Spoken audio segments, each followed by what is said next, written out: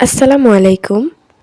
একদম ঘরোয়া উপকরণ দিয়ে খুব সহজেই বানিয়ে নেওয়া যায় এবং খেতে অনেক বেশি সুস্বাদু এমনই একটা চিংড়ি মালাইকারি রেসিপি আজকে আপনাদের সাথে শেয়ার করার চেষ্টা করছি।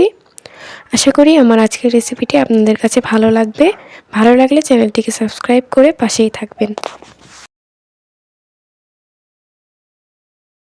এর জন্য আমি এখানে মাঝারি সাইজের চিংড়ি কেটে ধুয়ে পরিষ্কার করে নিয়েছি। এবার এর মধ্যে হলুদ গুঁড়ো ও লবণ দিয়ে এটাকে মাখিয়ে নিব।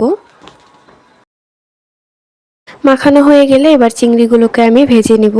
ভাজার জন্য কড়াইতে পরিমাণ মতো তেল দিয়ে এর মধ্যে আমি চিংড়িগুলোকে দিয়ে দিব।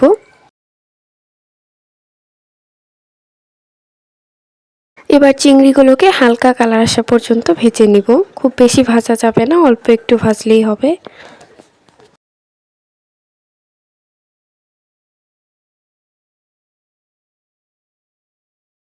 চিংড়িগুলো ভেজে নেওয়া হয়ে গিয়েছে, এবার এগুলোকে উঠিয়ে নিব। এবার এই তেলের মধ্যে আমি দিয়ে দিচ্ছি পেঁয়াজ কুচি ও মরিচ কুচি। এবার পেঁয়াজটাকে হালকা করে ভেজে নিব। পেঁয়াজটা হালকা ভাজা হয়ে গেলে এর মধ্যে আমি দিয়ে দেব 1 টেবিল চামচ আদা রসুন বাটা। এবার এতে দিয়ে দিব হাফ কাপের মতো পেঁয়াজ বাটা। এগুলোকে আমি কিছুক্ষণ ভেজে নিব।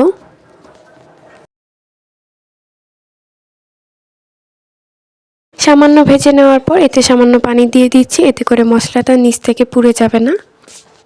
এবার এতে দিয়ে দিব 1 চা চামচ লাল মরিচের গুঁড়ো, ঝালটা আপনারা আপনাদের স্বাদ অনুযায়ী ব্যবহার করবেন। জিরার গুঁড়ো 1 চা চামচ, ধনিয়ার গুঁড়ো 1 চা চামচ, স্বাদ মতো লবণ, আর দিয়ে দিব হাফ চা চামচ হলুদের গুঁড়ো। এবার এগুলোকে আমি কিছুক্ষণ কষিয়ে নিব। কষানো হয়ে গেলে এর মধ্যে আমি দিয়ে দেব হাফ কাপ টক দই।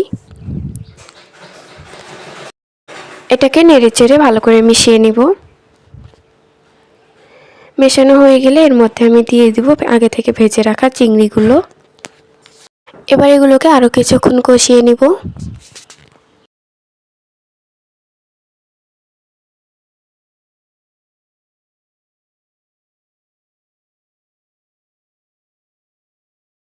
কষিয়ে নেওয়া হয়ে গেলে এর মধ্যে আমি দিয়ে দিব নারিকেলের দুধ। এগুলোকে ভালো করে মিশিয়ে নিব। এবার একটা ঢাকনা দিয়ে ঢেকে এটাকে রান্না করব। মাঝে মাঝে ঢাকনা উঠিয়ে হালকা নেড়েচেড়ে দিব। এইভাবে আমি এগুলোকে রান্না করব।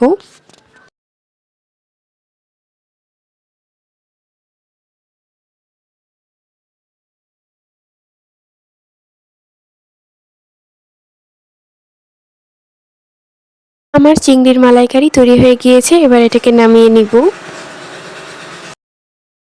আমার চিংড়ি মাছের মালাইকারিটা তৈরি হয়ে গিয়েছে।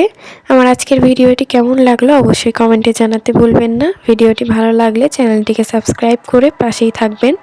এতক্ষণ পর্যন্ত আমার ভিডিওটি দেখার জন্য সবাইকে অসংখ্য ধন্যবাদ। সবাই অনেক অনেক ভালো থাকবেন।